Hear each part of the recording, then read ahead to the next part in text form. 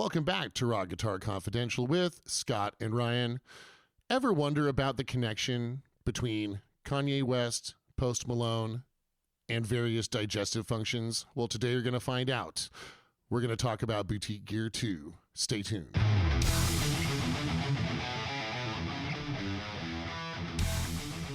Yeah, I think it'd be more fun to have music just, auto-tune. I think we should just do that. We should just speak like we're doing now, and they'll auto-tune it, throw a drum loop underneath it. We'll have massive Post Malone cred. Yes, absolutely. We'll just, go ahead, like any notes. Yes, well, don't even sing. Just talk like we're talking about now, and then we'll put it, in this kind of... And they'll throw it into Melodyne. Yeah, exactly. Then they'll do it, and next thing you know, boom, hit city, man. We'll be on it.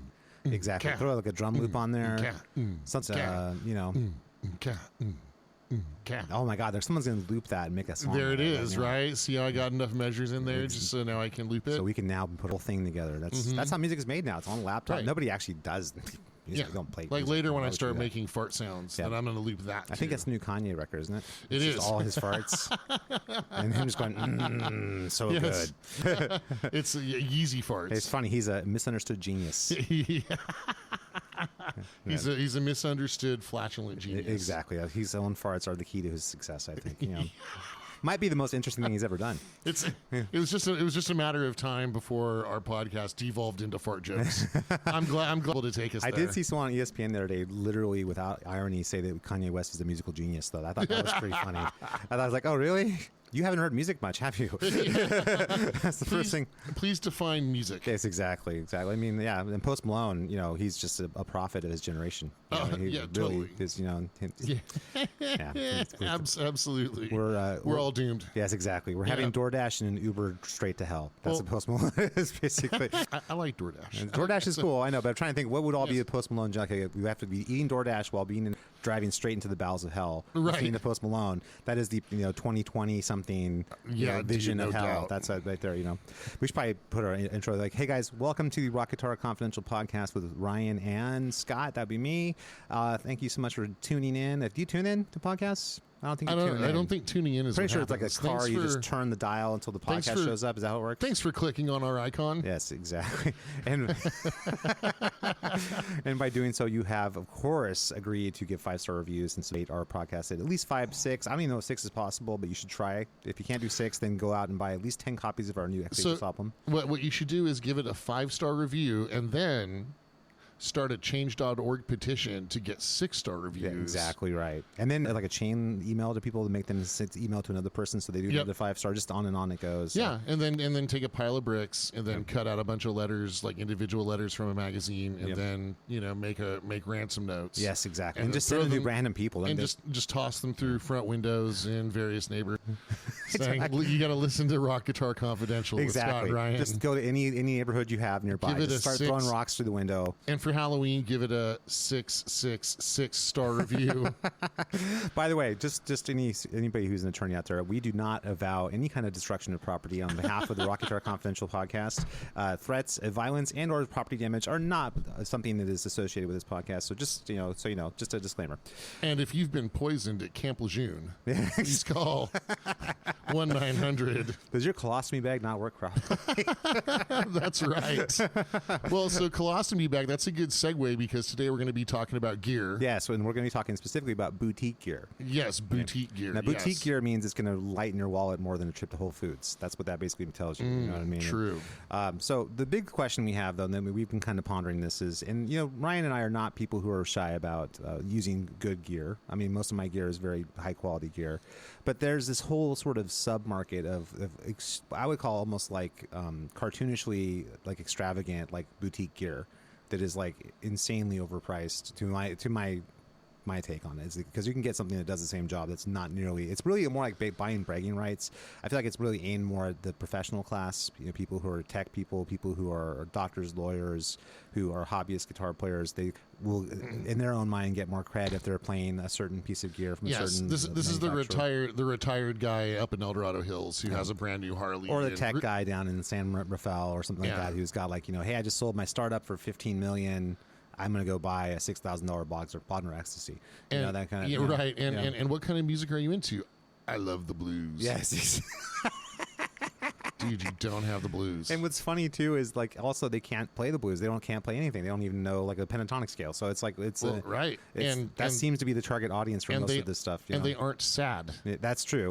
Well, they've lived a hard life. Idea like graduating from Stanford, that 2 years having to live down in like say I don't know, Walnut Creek in that a condo. There was like only a 4-bedroom condo. Man, that lecture I didn't think I was going to make it. And then when they finally got their angel investor to give them the $20 million to start their startup that they sold for $50 million, that was hard times, man. They had to like drive a Tesla like base model. Right, dude. It was touch and go there for exactly. a minute. They had they had to almost cook a meal once in their own house. What? That's just insane. Whoa. They were using. This is going to sound even more horrible than I can possibly imagine. They were using screw top wine.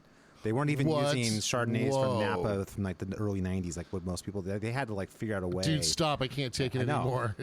I'm waiting for horrible. the guy to come walking into the commercial with the poor guy sitting at his table, like, "Can you help this poor bastard? Yeah, right. Send money now. Make sure he can afford to have his DoorDash sent straight." Can I have some more? Exactly. Right. This is the audience for most boutique gear. I mean, if you look at it now, this is just to be clear. This is not some kind of indictment on the gear itself, because I definitely think a Bogner amplifier is awesome. I think that Friedman amplifiers are awesome. I think Suhr guitars are awesome. They're great guitars. Absolutely. But I mean, very rarely do you find a working musician, someone who's like a pro, who isn't like, a star. Even the stars don't use that stuff necessarily. They'll just put they're all using Fractal Audio, Axe Effects, or Neural DSP, Quad Cortexes. And it's not to say that the gear is bad. It's just, it's almost like cartoonish. Like, okay, this guitar is $6,000. Okay, why is that $6,000? What is the value of that? And why does this person feel the need to go and spend that kind of money on that piece of gear when they could very clearly go and buy like a USA Fender that would get all the job done for $1,200 maybe? I think these days it's probably closer to like 15 or 16. I have a tough time with guitar inflation, I guess. Well, we're talking about like keeping up. Still talking about $3,000 in the Suhr version. You know what I mean? Yeah. It's like I can't imagine that there's not bragging rights involved in there somewhere. So with the Suhr guitar, you're getting pretty much a handmade guitar, though. No, not really. Most of that stuff's made in machines still. It's finished by hand. Yeah. But, sure. Yeah, so it's plaqued and stuff, but it's like, and it's great quality. I'm not indicting the quality of the guitar at all. The guitar is great. I just feel like it's.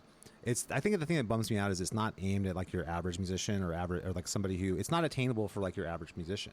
Someone who's like let's say a working dude who's making a decent living and wants to play guitar. He can't afford a Suhr guitar. It's just, and that's unfortunate. It's only really it's sort of like this bougie sort of thing that only the very rich can afford to do. And I don't think the music should ever be that. You know what I mean? And in my experience as an instructor, a lot of those folks aren't people who are the most intense musicians themselves. It's very much they're a collector of things. They collect this, they collect that. They have the instruments or something they have. And I think that another thing is when you're making it like that, that's really a performance guitar with high quality, everything, tuners, the electronics, the hardware, the highest quality woods, really made great. To have someone who's not going to treat that with the dignity that guitar deserves is kind of a bummer. It should go in the hands of a real player. And see, I think that's an important distinction because I mean, for most people, guitars are toys. Yeah, that's true. I guess that's true. And that's tough. I think for guys like us, where it's. I mean, look, I love guitars. I love what they're made out of. I love how they feel. I love how they smell. I love everything about guitars. Yep. I like owning guitars. I play all of them. Well, that's also what you do for this. Is your livelihood is playing guitar. True. So I mean, I get the when I get a new guitar, I still have like the same feeling that I had when I was a kid, unwrapping my Optimus Prime Transformer. I still there's like the essence of that feeling. That I enjoy. So that's cool. That's very cool. You kidding me? That's one of the coolest things about it. And I think that for even the hobbyist musician who's getting a really nice guitar, they have that same feeling initially too. But then that's not followed up with, okay, cool, this is something I can use that's going to help me create something. It's more like, oh, cool, and I'll put this in the corner of my other toys I just bought. Right. And that's kind of unfortunate, especially, I know that I'm not indicting the Suhr manufacturers either. I'm sure those guys, I'm not trying to single out Suhr. There's other manufacturers, the Tom I'd love to have a Suhr. The VGAs, same sort of thing. My guitars are VGAs, but I'm one of their artists. Those are awesome. But I mean, those kind of guitars are not like guitars that your 12-year-old kid's going to have. I mean, this is definitely aimed towards middle-aged sort of professional class kind of person. Yes. You know what I mean? Not necessarily a professional musician, professional class person. Someone who's making north of six figures. That kind of player. And I don't know, I feel like it should be in the hands of a musician. It shouldn't be in the like that's you know you guys you play the $1,500 guitar, which is still a great guitar. You leave those guitars for the people who actually play.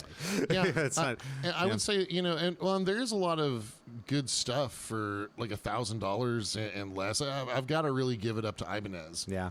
And I gotta say, I think the Charvel stuff in that price range is pretty damn good too, for the most part. That in EVH too, that's that $1,000-ish range, pretty good. Right about. Yeah, you know what I mean. Extra shout out because the Ibanez stuff is built in Japan. Yeah, the Prestige series. The Prestige series, their Genesis series, the bright neon colored ones. I mean, that's a Japanese guitar. Yeah, Japanese guitars are great, no doubt. Yep, they're just as well built as American guitars. Sometimes better. Sometimes better. Yeah, that right. brings up anything like a company like Gibson has the gall to like give you a Les Paul standard for $3,800. It's like there's nothing about that guitar that's different than any other Les Paul standard that's ever been. There's like no advantage. There's no advancement of the technology. There's no extra anything. I mean, how dare you give me a guitar with like standard tuners and like a crappy nut and charge me $3,000 to $3,800, $4,000 for that? Yeah, the nut was always an issue with those too. Why not locking tuners as standard? I don't understand why they don't do that. To me, it's like that should be standard. You pay $4,000 for a guitar. I'd kind of like to stay in tune. Yeah, that'd be kind of cool, right? And then you're getting into the whole vintage guitar market thing, which I think there's a real possibility. I mean, maybe not, but once the boomers are gone, the vintage guitar market might collapse. Yeah, because the new vintage guitar market's like Kramer Berettas, and Ibanez RGs and stuff, and gems. And the new like Kramer reissues are really nice. A student of mine just bought a Night Swan. Yeah, so cool. I'm actually really jealous. I'm going to pick up a Night Swan at some point. I love the Night. You told me we did our Guitar Crush podcast. That's one of my old time Guitar Crushes. Yeah, that's like the Kathy Guitar Crush. Dude, black with blue polka dots. So cool, dude. I love it. I like the white one too, with the different kind of. I don't know. It's like like a feathery kind of design. It's really cool looking. Dude, I want the lightning bolts to come out. I just think that like that's the new vintage market. Is like Kramers and Charvels, like old school ones like that. You know what I mean? Old like modded JCM 800s and 900s and stuff like that. That's going to be like the new vintage market. Oh, without a doubt. JCM 800s are already probably through the roof. You know what's so crazy? I mean, this is just a side note. I was like, when I talk to someone who's like in their 60s and they're like super into like Iron Maiden and Motley Crue, I'm like, how's that possible? I'm like, oh wait, okay, yeah. So that means you were like in your 20s in the 80s when that happened. So you were probably one of the OG Motley Crue and Iron Maiden fans. Yeah, which is crazy because I always think of it as younger people's music, and then it's just because I'm stupid, and it kind of dawns on me like, oh yeah, we all got older. That's true. Yeah. It's weird. So we're not still like the same as that back in the day, because I think of like the Clapton, Zeppelin, Hendrix. That's like what people in their 60s listen to, and then people like younger people, they listen to like Maiden and Metallica and Priest and still do, and they do. I know, but it's funny if you just age it up, like, oh yeah, that makes sense. 50s, 60s, that would be someone who grew up with that music. It's so weird, and I don't even count the grunge period. Yes, of course. Don't even. Our listenership knows how we feel about that. Exactly. That's not something that even has to be discussed anymore. But that was just a side note. So when you talk to someone who is in their 60s, it's not inconceivable they might want a Kramer Night Swan and plug it into a modded JC 900. Totally. It's not like back in the day where they wanted to have a Fender Twin with like a wah-wah and a Strat. That is interesting to me. Notion that they call music from the 80s classic rock now, and 90s, dude. Alice in Chains is classic rock. What? Yeah. Dude, think about how long ago. That's 30 years ago. Yeah, okay, imagine like 1985 and go back 30 years. That's 1955. That's the difference. You know what I mean? I'm just trying to get used to losing a year to. Yeah, it's wow. So I don't. How long ago stuff was? It's well. Think about how ancient like the 50s felt in the 80s. That's how long it is going from here now back to the 90s. Not even the 80s. The 90s was 30 years ago. Right. So like standard def television is the demarcation point. For us growing up, it was that was on black and white TV. Yeah, wow, so I can't long imagine. ago. Yeah. Yeah. And it's funny, if you ever watch something in standard definition now, it's like horrifying. It's like, I can't see anything. Everything's blurred. It's like looking through a window of the shower or something like that. It's like so if I want to watch an old broadcast of the last time the Sacramento Kings were in the NBA playoffs, it's all in standard definition. 2006, and it dude, like different aspect ratio on the TV. Yeah, it feels weird. It's standard definition. Isn't it amazing how like early 2000s seems so ancient? And a news report on something happening in the Gulf War or something, you're like going, holy crap, that was forever ago. But I was there. I remember when that happened. Vividly, like it was yesterday. Yeah. But if you look at it now, it's like, holy crap, that's so long ago. Yeah, that's the joy of getting older right there. As you get older, the time keeps moving faster and faster and faster. And next thing you know, you turn around and say, holy crap, the 2000s was 22 years ago. Holy crap, Kramer's back in business. Yeah, well, you know what? That shows you that nostalgia because people who are Thanks to Gibson. from the 40s and 50s, or people who are in their 40s and 50s now, the people who grew up with that music and they want to have instruments like that again. And Thank goodness. I'm glad it's back around. Thank goodness for sure. I'm 1,000% with you on that. That's why EVH is crushing so much because EVH has got such good stuff. It's just tailor-made for that generation. It's exactly right place, right time. Without a doubt. And that being said, though, I feel like the super boutique stuff, and it's not just, I'm not trying to sing like Tom Anderson and Sir and VGA and some of those high-end, Ernie Ball Music Man, maybe you can kind of throw in that mix a little bit. But the amps, too, like the Friedman amps, the... think about the Bogner amplifiers. There's all these different, Dr. Fuchs. There's like all these different kind of, or the Fuchs, I guess not Dr. Fuchs. I think he's a psychiatrist. I don't think he's actually a doctor. Right. And Freyette, which used to be VHT. Yeah. Man, I dig all that stuff. I still have, the notion of something. Diesel, I'll throw that in there too. Yeah, Diesel, right. So those are amps like maybe I'd want to have in the studio. And if I were out like actually playing, then I'd probably get something a little more mass produced. Just like on the guitars, though, it's not any kind of indictment on the quality of those amps. Those amps are great amps. They're great. That Bodners are unbelievable. Soldano, unbelievable. Those things are great amps. But they're just like, it's not aimed at a real working musician kind of person. It's aimed at like the bougie sort of like collector sort of. I will say that if you're getting into, like a point-to-point wired tube amplifier, it's going to last forever. It's funny? And you can always fix it. I've actually heard from a lot of people recently that having stuff done on a board rather than point-to-point is actually more reliable. I think from Dave Friedman's mouth himself, he said that. He would rather have a board than have it be point-to-point. Well, I'm making sort of a different argument, though. Okay. So as you move through, so you got like your solid state stuff, right? Then you've got your tube stuff with the circuit board. Mm-hmm. Then you've got your point-to-point wired stuff, all tube, right? Mm-hmm. Analog, right? So, okay, if you're talking about your transistor, all circuit board, modeling amp or whatever. No, I'm talking about tube amps. But I'm just drawing a distinction, right? Yeah. So as you move up the ladder, so to speak. Assuming that the bottom of the ladder is like the modeling solid state amps, right? Right. The more affordable stuff. If anything breaks, like if anything fries out, heat is the enemy, right? There's no moving parts, but over time, heat's going to make things wear out. Maybe part on your circuit board is going to like fry or something like that, right? Or Freyette. Yes, or Freyette, yeah. So when something breaks, it destroys everything else around it and you can't fix it. Now, on the complete flip side, if you've got your point-to-point wired, like you're playing a matchless or something, something might break, but only it's not going to destroy everything else around it inside the chassis, so you can replace that part. So it might not be more reliable in that it won't ever break down, but it'll never become a paperweight. Now, I don't know, but what I've heard from the people I've talked to is that the point-to-point is kind of overvalued. That's what I've heard from the people I've talked to about it. But I don't know enough about it to have a real strong opinion either way. I just know that, that amp sounds really good. Yes. What I've heard from the Friedman stuff, and I played Boggers and Soldanos, and I think they're fantastic amps too. And the Friedman stuff's doing a different thing, but it's great what it does. You know what I mean? Oh, yeah. And there's a bunch of other, I'm sure I'm not even mentioning, there's like, Diesels, and there's a few others, like they're kind of in that same ballpark. There was a local manufacturer, maybe still is. Modern Vintage? Yeah, Modern Vintage, here in the Northern California area. Brown Note amplifiers are great if they're still around. Yeah, there's a bunch of those boutique manufacturers. The ones that are the really well-known ones, like the Friedmans, the Bogners, the Soldanos, those are the ones I'm kind of thinking of in this conversation. And I think the thing is that it's not, again, an indictment on how good they are, but I wish that they could find a way to, I guess maybe the question is, can you manufacture something at that high quality at a price point that isn't like ludicrous and just only aims at the top end? Because what I look at it is, okay, that's great, and I love the Soldano SLO and I love the Bodner Ecstasy, but I could get a PV6534 guitar amp for $1,500 or less that will do 90% of what that amp does. Yep. You know what I mean? And be reliable too. I can get an EVH 5153 for $2,000 maybe, and it's like $3,000 cheaper than a Soldano SLO. They will do 90 what the SLO does. Oh yeah. You know what I mean? And still be a great sound unto itself. And I just look at like, it strikes me as it has to be a situation where it's somebody's coming with the attitude of, I have to have the best. I need the Rolex. I need the Maserati. I need the guitar amplifier version of a Rolex or Maserati.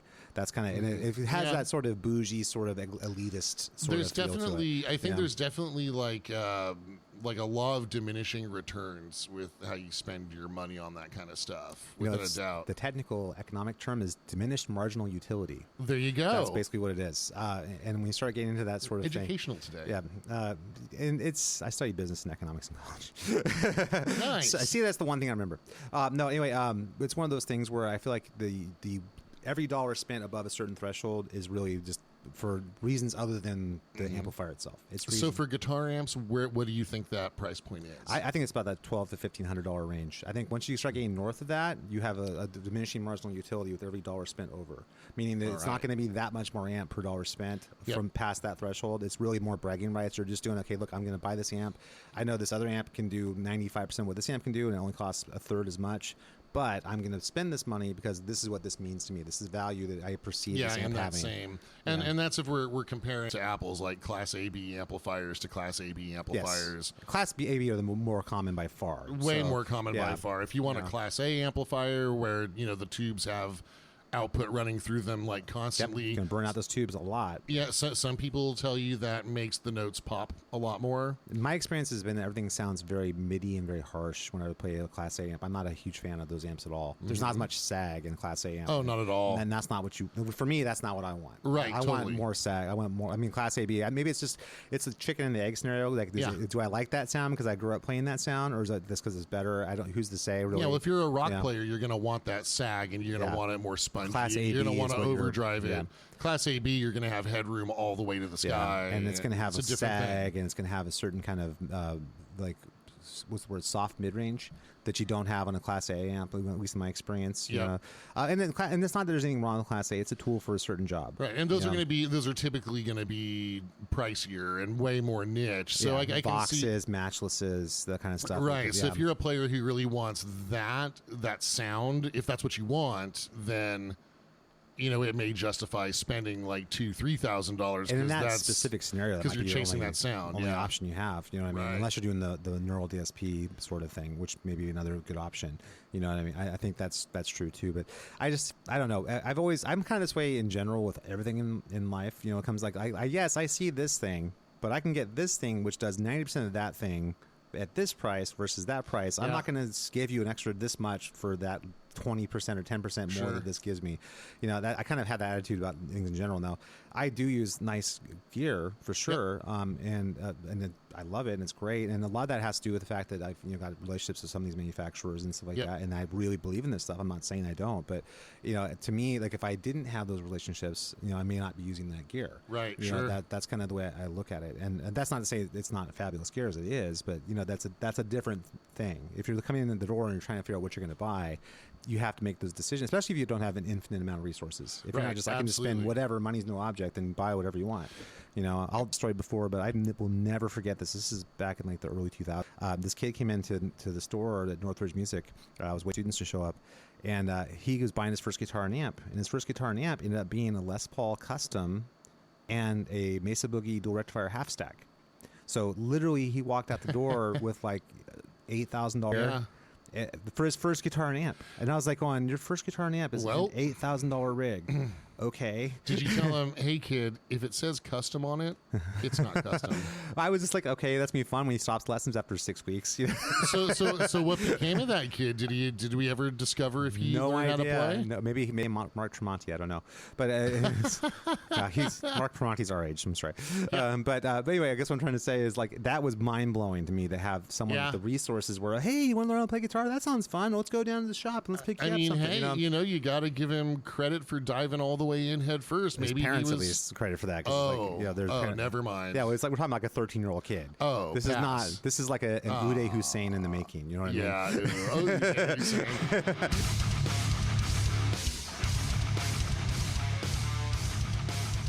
Thank you for listening to the Rock Guitar Confidential podcast with Ryan and Scott. Hope you're enjoying the gear conversation. Please make sure to rate and subscribe to this podcast. Now back to the show.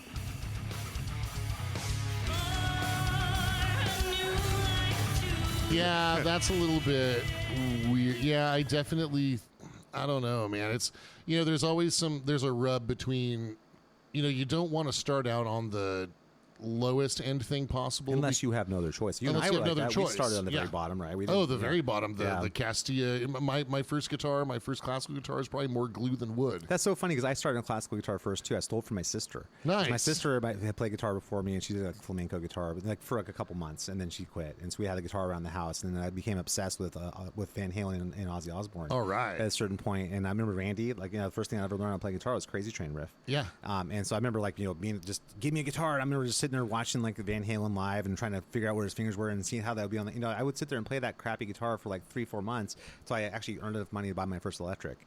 Right. And that was, but the same thing here. We talked about it before. Except the theft part, but yeah. But we were thrilled to have that $200 guitar and amp. That was like unbelievable to have an electric guitar that you'd be able to plug in and hear that crunch sound. That was amazing. Now, do you think that if your sister had an electric guitar that was a little nicer that she gave up on, and if that had been your first guitar, would there have been any advantage to that?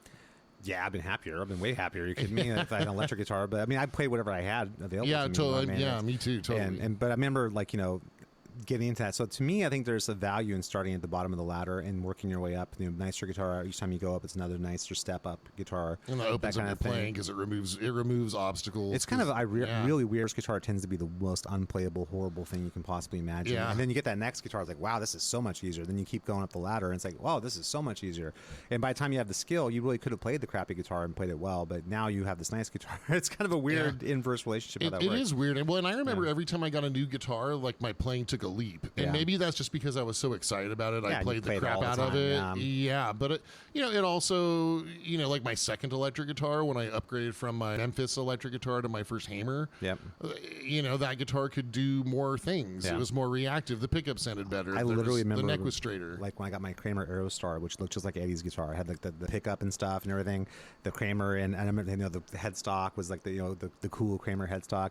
I remember playing that thing until my finger. I always tell my students until my fingers literally bled. Yeah. And I played it just nonstop for 10 hours straight, every day. I was just sitting there constantly on that guitar forever. Yep. And blood dripping off my fingers, didn't care. I was going to keep playing. You get blisters because your calluses aren't ready for the strings yet, and then you just keep going. But that excitement to of what it sounds like and how when you can start getting those glimpses of what it potentially could be as you're playing gets better and better. You know what I mean? It just it drives it. It drives it more and more. You know and this is how all that stuff I love to listen to. This is how it's done. This is what it feels like to do that. Whoa. Yeah, exactly. It's great. It's like a self-perpetuating thing. The more you get those sounds, the more you want to play. And the gear plays a part in it, because you're right. The excitement of that new piece of gear makes you really excited about playing, and you just do it again. It just keeps perpetuating itself again. It's and a again. virtuous cycle. It is. It's really, really good stuff. Which I think that from that level, if you're a hobbyist guitar player and that new Sur guitar and play and practice, which hopefully it does, right. That'll be something that you really get a lot of value out of. And if you have the resources, I guess why not? I guess it feels a little bit elitist, though. It's sort of like, you got to have a certain level of income to play these kind of instruments. You know what I mean? I mean, my personal feel. So I feel a little different about guitars than I do about amps, because an amp is still a black box with wires in it to me. And guitars, though, I mean, maybe I've got more of an emotional attachment. You're just physically interacting with it, Yeah, I really do believe that there is no substitute for an American or Japanese-made guitar. Well, I mean, you can literally play another guitar that's played somewhere else. Well, you can happen, but there's definitely there's a lot of guitars in the $1,000 to $1,200 price range coming from Indonesia, which shouldn't happen. If you're paying that much money, that should be at least a Canadian or Mexican made, at least. Yeah, they're better than they used to be, but I really don't think they stand up. No, they don't. I don't think that the Korean guitars, the LTDs and the Schecters, do not stand up to a Japanese-made Ibanez. No, absolutely not. My experience with the Korean stuff, and I haven't played a Korean guitar in a very long time, but the ones I remember playing, though, I remember thinking that they're pretty well made. I feel like the build quality was solid. Yep. The things that always fall down on those guitars is going to be the pickups and electronics are weak at best, and the hardware is iffy.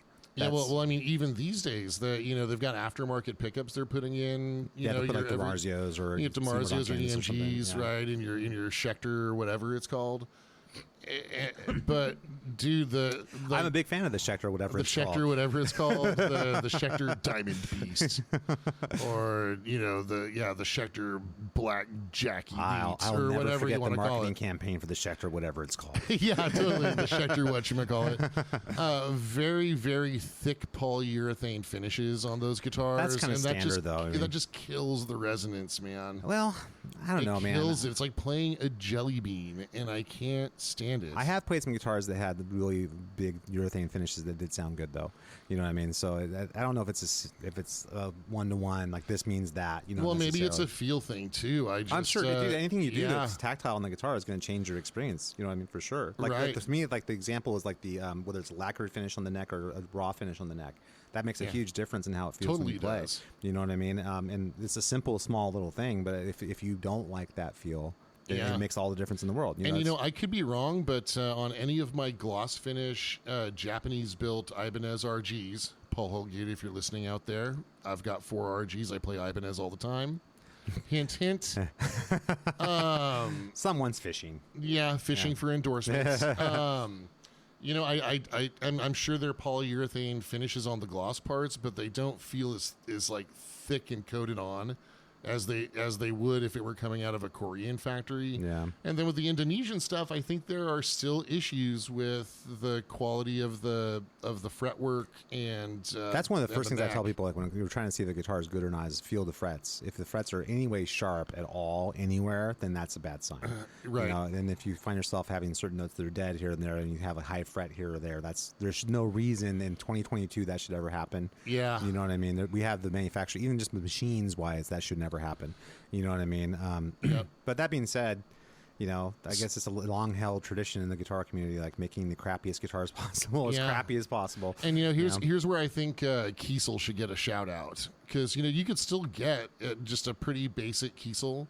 Probably for around $1,500, which is not inexpensive, but you're getting a lot. There's we talk about that diminishing marginal utility, right? Yeah. It's like if you go beyond that certain threshold, you're not getting as much back for that. There's a big jump between like $1,000 guitar and a $1,500 guitar. There's a much smaller jump between the $1,500 guitar and $2,000 guitar. Bingo. And in terms of quality, like after you get, I really think once you get, again, if it's built in the States or if it's built in Japan, then you know that it's manufactured to the highest quality standard. Yeah. Now, you'd spend more money and have it made out of different stuff. Yeah.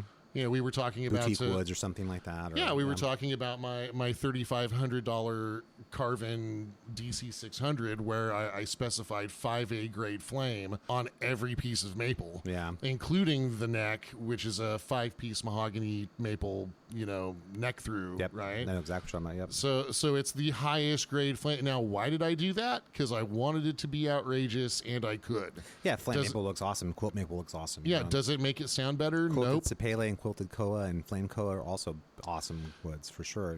Yeah. So there's definitely growing up, working music retail for so many years. I definitely appreciate nerding out on all the different woods that you can build a guitar out of. You heard it here, guys. Ryan has woods. Yes, I love nerding out on woods. Yep.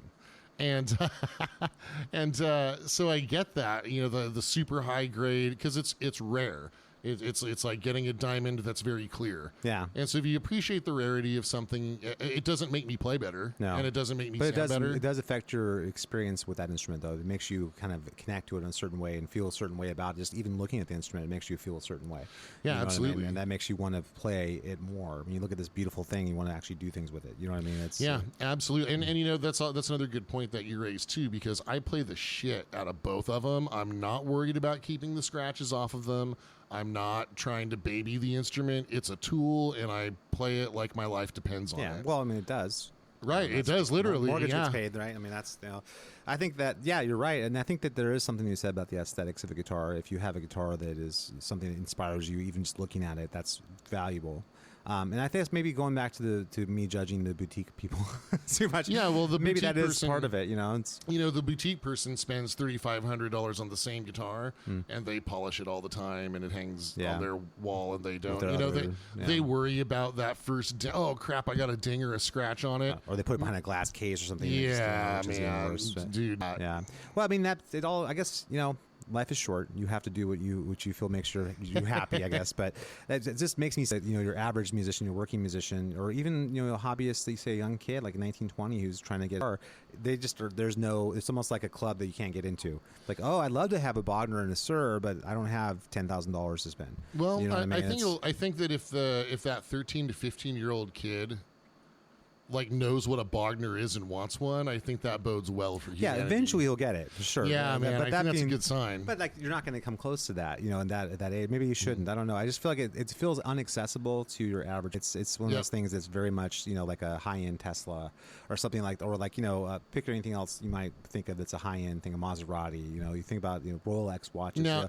It's reserved for an exclusive class of people who can afford to have it. And it feels very anti-rock and roll to me. Does that make sense? It's like, totally. That's kind of like, come on, man, this should be for the people or other people. Yeah, well, I mean, Eddie built his guitar out of spare parts. Yeah, exactly. Like you just make it happen. But I think it's also a little bit ironic that now that I'm at a stage in my life where, I mean, if I really wanted a Soldano, I could make it happen. I'm not a wealthy man, but I mean, I've got good credit. I could get a Soldano. Yeah. Right, but it's an opportunity cost thing. Okay, what am I going to not be able to do in exchange for spending that $6,000 in that SLO? Yeah, but I could make it happen. You could. It's not like I'd have to. It's a decision you could make if you wanted to. Right. Yeah. I wouldn't have to mow lawns for the next 12 years. Oh, man, can you imagine? Yeah, I know. You probably totally. started 20 years ago. Actually. Yeah. Right. Totally. But now I just don't need one. Yeah. Well, I mean, that's nuts. That's the decision you make, because I think that same thing with me. Like the amps I use are nice amps, but they're not like over the top nice amps, and they do the job every bit as well as anything else I would ever want. That's why I don't go a different amp, because I think I'm totally content with what I have. Yeah, I love my Carvin V3, and I've got a 5153, and that's all I need. I got my and I love all of them. And I think they sound killer, and I get every tone I want. I can get out of the amps I have. Yep. And so like, is it that extra 0.5% more that a Bogner might give me? Maybe, but it's like, am I willing to spend another $4,000 more for that amp head? Yeah. No, I am not. That's basically what it comes down to. And I mean, I don't know. I'm not judging. It kind of reminds me a little bit about recording gear in a lot of ways. So you can go and get an Avalon mic pre for $5,000 or something like that, or you can just use the one that's built into your thing. And you might get, what's the marginal increase in what the sound's going to be between those two things? Maybe 15-20%. Yeah, and who's gonna hear that? That's all. Yeah. It's a very interesting.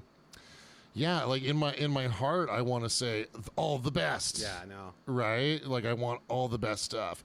I want to mic up an actual Soldano and record with that, but through in reality, like a API console with an Avalon preamp and a Pultec EQ on into it, a Neve console. Yeah, exactly. Yeah, you want that, but I mean, that's like, to make that happen. It almost reminds me of the argument about like modeling amps. It's like, okay, I have this modeling amp that gets me like 75% of the way, or like say a Neural DSP. I have this model that gets me 75-80% of the way to that amp. That cost me $100, or I could have the real amp for $6,000. Yeah, well, and I think what makes the big difference, what got me into the amp sim market was impulse responses. Yeah, IRs. Yeah, IRs. Yeah, before that, which that just models the sound of your speaker cabinet. Yep.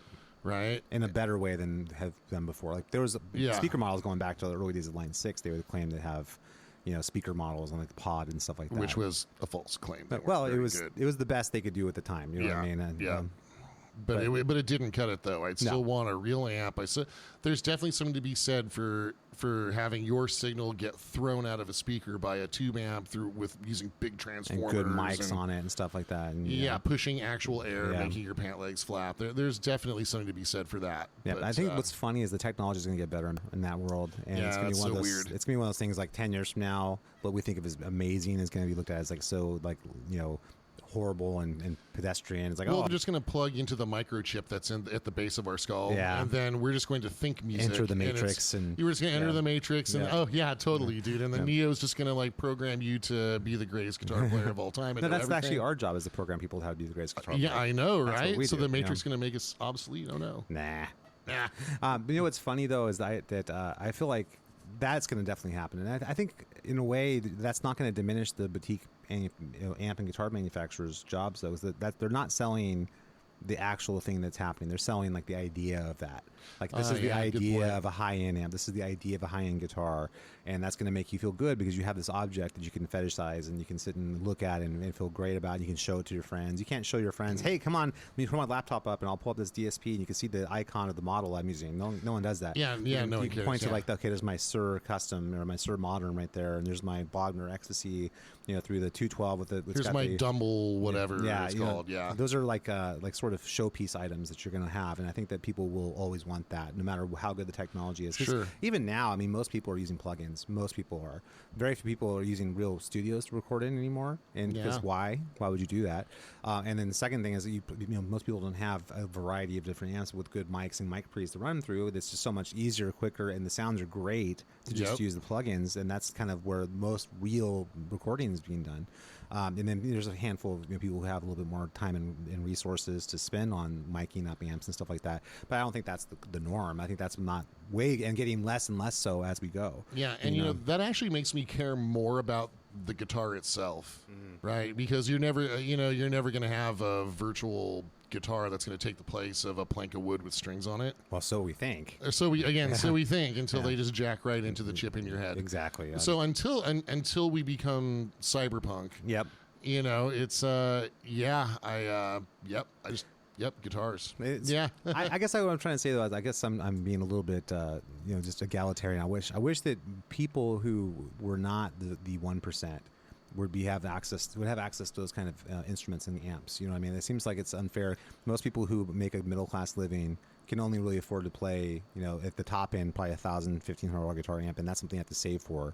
And they're going to be playing like $600-$700 guitars, which are okay. There's nothing wrong with those guitars, but they're not going to ever experience what it's like to play like a Sur Custom or something like that, or the high end like Fenders, the high end Ibanez guitars. They're not going to have access, or VGAs or Tom Andersons or So they got to be choosy. And I mean, there is a used market out there, but I mean, even then, that's all pretty. It's still really it's still expensive. pretty expensive. Yeah. So.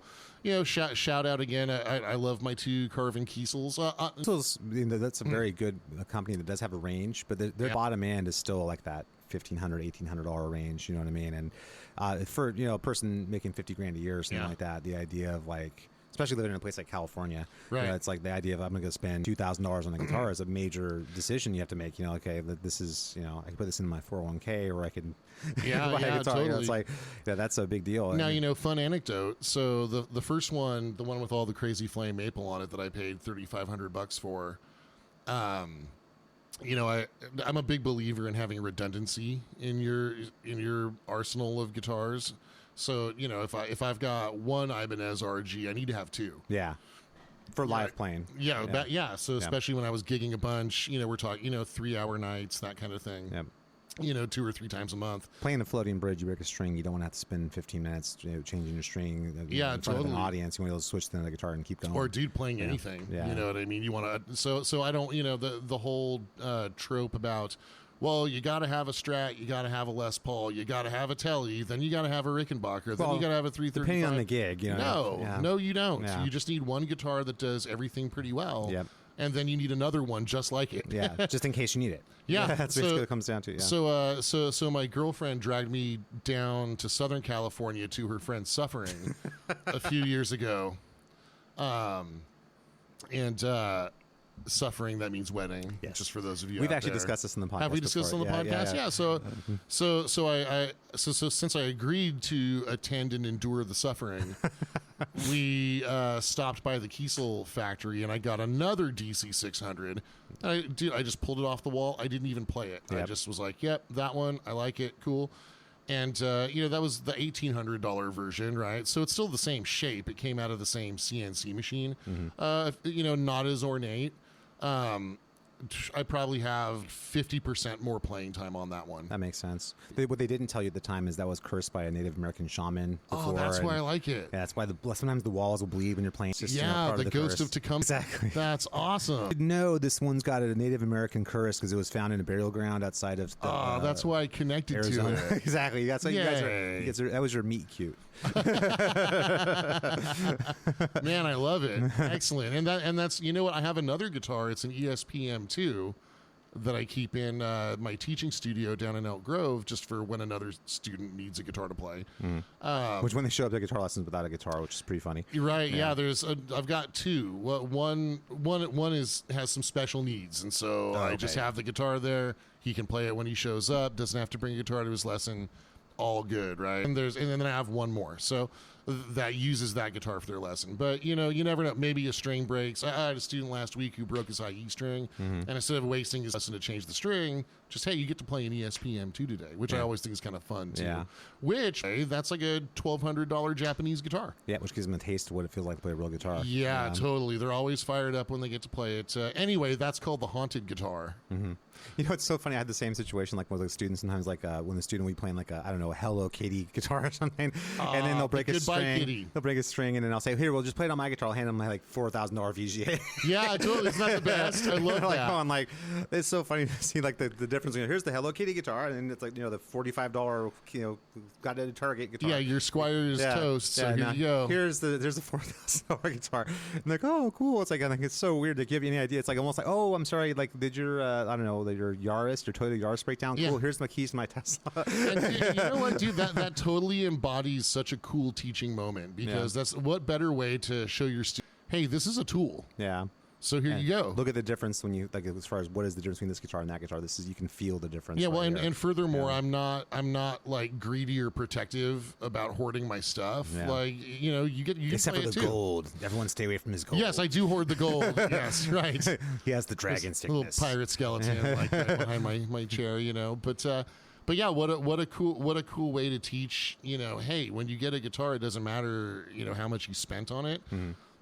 It's a tool, and you should play it. You should want it to be played. Yeah. And I don't mind sharing it with you. I just think that's a really cool moment that you can share with the student. Totally that's true. Very cool, man. And I think that there is value if buying a boutique guitar for someone who's a hobbyist player, if they perceive there's being value there. Like if it makes that guy play 30 minutes more than he would have normally because he likes the guitar, that's a win at the end of the day for all of us, really.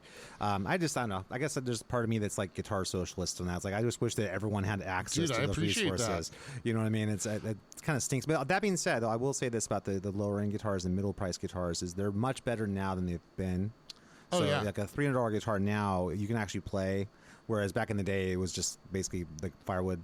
The neck didn't fit in the neck pocket. So they're much better than they were, the cheap guitars. But that's not to say they're good, but they're definitely better than they were. Yeah, remember when you could spend $200 on a plywood body guitar? Yeah, exactly. Plywood, everybody. And then when you get like the $700 range, you're really approaching a real instrument. It feels and plays pretty well. You'll notice things like the fretwork isn't perfect, the electronics and hardware aren't great, but it's just the bones of the guitar are there. You know what I mean? You could upgrade that, for another $500 and make it a really solid guitar if you wanted to. But then you're looking at that same $1,000-$1,200 threshold. That's where like the real guitars live, is that range right there. That's just what it costs to manufacture a guitar that's good. To get anything less than that, you just know you're getting less than that. You know what I mean? And I don't know, it's weird. I think hopefully it'll keep getting better. Hopefully 10 years from now it'll be better than it is now, and people in the $500 range will have a legit guitar they can kind of point to and say, this is something I learned on a real guitar. You know what I mean? So, that's right. I guess. And even then, though, when your dentist spends $5,000 on a relic Stratocaster, that's dumb. Yeah. Any kind of relic to anything is dumb. That is so dumb. Road worn. It's like, really? Which road were you on when you wore what this? road was it? Exactly. Yeah, it's so dumb. I would be embarrassed, man. If I was like a lawyer and I had like a road worn Strat in my office I don't or something, get it like, at all. What are you doing? Like, oh, did you, from years of playing in clubs? Like, how this? Yeah. Like, So for those of us who don't know, so when you buy something that's relic, it means that they dragged it behind the truck, like down the street, and beat it up before it left the factory on purpose. Yep. So you can look like you were a person who's been playing that guitar for decades. It'd be kind of similar if you walk in someone, they had like a knight's suit of armor and a sword with chips in it and stuff like that. I'm like, oh, so you were a knight? It's like, well, no, it just looks cool. Like, but it looks like it's got battle damage. Like, yeah, it is. It's battle damage. Dude, like, can you imagine buying like a relic car? Yeah. This new Camaro was I was in a high-speed chase. It's so dumb. And it's just the dumbest thing. I know. It's lame. Unless the only exception only kind of the caveat I would put. Oh, look at the rust damage. It's like if you bought like awesome. the EVH Frankenstein guitar or something like that, or you bought like the Randy Rhoads like original Concord V like reissue or something like that. Then I could give you some props that you're basically buying. Here's an unpopular opinion. I think the beat up EVH reissue, I think that's dumb. You mean like are you talking about the Frankie one? Is that what you're talking The about? Frankenstein that's already like relicked and beat up and stuff. Like, man, that's just dumb. It's selling the dream of I get to own a little piece of Van Halen. You know what I mean? That's all that really is. Do you know how to own a little piece of Van Halen, everybody? Oh my God. Are you talking about teeth? What are you talking about? Practice. Oh.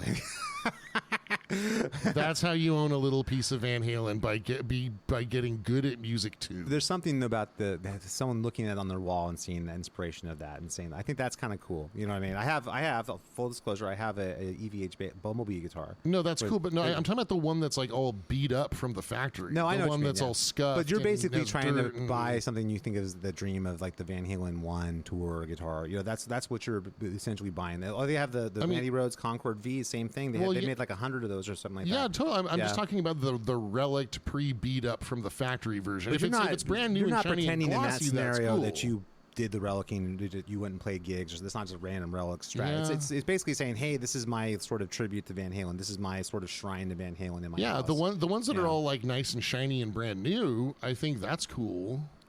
Well, I mean, I guess I don't have a strong opinion either way on that. I would say that I don't have a problem if somebody's like a giant Eddie Van Halen fan or a giant Randy Rhoads fan or a Hendrix fan. And you buy like the relic Hendrix reverse headstocks Strat or something. Yeah, well, the Hendrix one gets even worse. I know, I've because- seen it. It's pretty Okay, no, but bad. here's what's worse is that Jimmy was playing a right-handed guitar upside down left-handed. Yeah.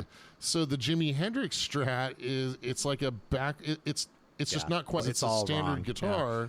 But look, if that's But something it's- that makes you feel in some way like you got your like little shrine to Hendrix in your house or whatever it is, I don't have a problem with that. Cool. Better a shrine to Hendrix than like Pol Pot or somebody. But I'm working on my shrine to Miley Cyrus right now in my house. So ooh, that's the worst of the worst. That's the worst of the worst.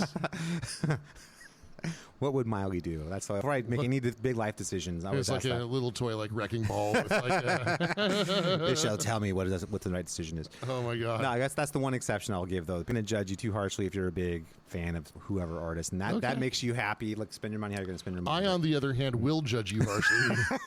Like, if you want to have a little piece of Randy or Eddie or Jimmy, then play your guitar and practice. Yep, that's the best tribute. That's the best. That's the best tribute you can give. Is just get better at music. Yep, that's There you go. those guys did that. That's what they did. You That's know what I right. mean? They don't change music because you don't practice. And they beat up their own guitar. Like true. you want the rust on the bridge to come from your sweat, That is true. and the pick scratches to come from your pick. Yep, because you practiced a huge amount, and you basically took over the world with the guitar. That's what it's all about. you That's know? right. All those scuffs and scratches should come from you and your thousands of fans. Yes, exactly. Indeed. Exactly. That's a good place to wrap up I for think this so. amazing episode of the Rock Guitar Confidential Podcast with Ryan and Scott. We will have socials up shortly. Please make sure to rate and subscribe. I think we already agreed it was like 6 stars. You have to start. I think we're up to GoFundMe. I think we're up Yeah. to 6 stars right now, and then the change.org petition. Yeah. Let's just go for 8. Yeah, as many as you can. Really, infinity stars. I think we should make a point of that. Infinity stars. The first podcast in history to get infinity star ratings on Apple and whatever Spotify. Infinity whatever. Star. That sounds like that should be like Vivian Campbell's like new signature guitar. I think that's actually the new SUV from Buick. Is the Infinity the Star? Infinity Star. I'm pretty sure. Well, I think you said earlier you played a Kramer Aerostar, and that was like a Ford minivan. Yeah, right? exactly. It was Yeah. based on the minivan. They liked to look at minivan. That was the whole idea. It was a very It square was body. inspired by the minivan. It was built on a truck chassis. It's true. Yeah, exactly. The guitar was. For some reason, I don't know why, how that helped, but they did that. But it's weird. Anyway, Awesome. thank you for listening, guys. Talk to you next time. Peace.